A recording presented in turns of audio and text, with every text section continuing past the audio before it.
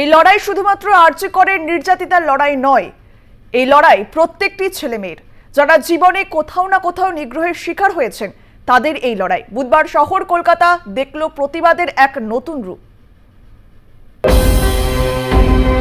আরজি কর হাসপাতালে চিকিৎসককে খুন ও ধর্ষণের ঘটনায় সঠিক বিচার চেয়ে প্রতিবাদ চালিয়ে যাচ্ছে রাজ্যবাসী। এবার এই নারকীয় ঘটনার প্রতিবাদে সরব হলেন খোদ সরকারি কর্মীরা। পুরুষ থেকে মহিলা প্রত্যেকেই প্ল্যাকার্ড হাতে নিয়ে প্রতিবাদ জানালেন। আমার তো মনে হয় যে রেপিস্ট বা যে মার্ডারার, সে তাকে যারা তোল্লাই দিচ্ছে, মানে তাকে যারা ঢাকার চেষ্টা করছে, তারাও চরম খারাপ, মানে তাদের থেকেও খারাপ মনে হয় কিছু হয় না। কারুর হাতে কর্মক্ষেত্রে মেয়েদের সুরক্ষার কথা লেখা প্ল্যাকার্ড, আবার কারুর হাতে পোস্টার, ঘরে বাইরে একটাই স্বর, জাস্টিস ফর আরজি কর। উঠে এলো কর্মক্ষেত্রে শারীরিক ও মানসিক অত্যাচার বন্ধের কথা।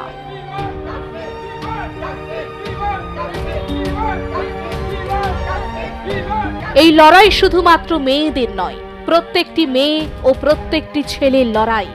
কর্মক্ষেত্রে মেয়েদের পাশাপাশি ছেলেরাও নানান অত্যাচারের শিকার, সে কথাও উঠে এলো এই প্রতিবাদে। শুধু মেয়ে, অনেক ছেলেরাও হ্যারাসড হয়। এখন এরকম প্রচুর স্ট্যাটাস আছে বা স্ট্যাটিস্টিক্স আছে যেটা আমরা হয়তো এখনো জানি না, বিকজ সেটা দুঃখের বিষয়, ছেলেদের হ্যারাসমেন্টটা লাইটে আসে না, কিন্তু ছেলেরাও প্রতিনিয়ত নানানভাবে হ্যারাসড হচ্ছে।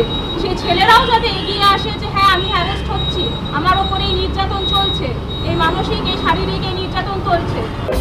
আরজি করের ঘটনার পর কেটে গিয়েছে 2 সপ্তাহ, প্রতিবাদের ঝাঁজ এখনো এক অংশও কমেনি।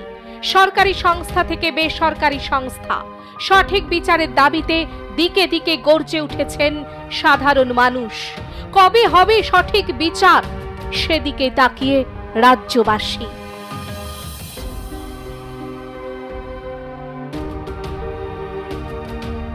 কৃষ্ণেন্দু মজুমদারের সঙ্গে রুমঝুম সামন্তের রিপোর্ট, আর প্লাস নিউজ।